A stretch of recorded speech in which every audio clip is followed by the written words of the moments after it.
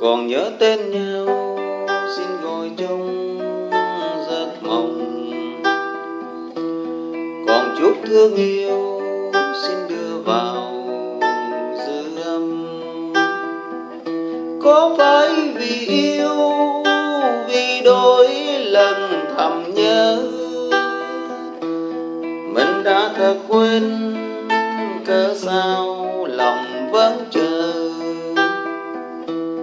Từ lúc em đi trong dù say men nồng, màu trắng khang tan quanh căn phòng cô đơn. Bao tố triền miên hai em về nhà đó, buồn hắn buồn yêu ngõ đêm sầu cô liêu.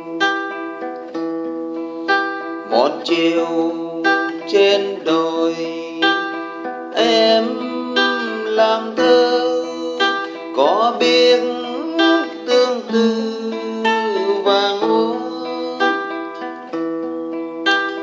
Mộng dệt theo đàn bên người mơ, mới biết mình yêu bao giờ.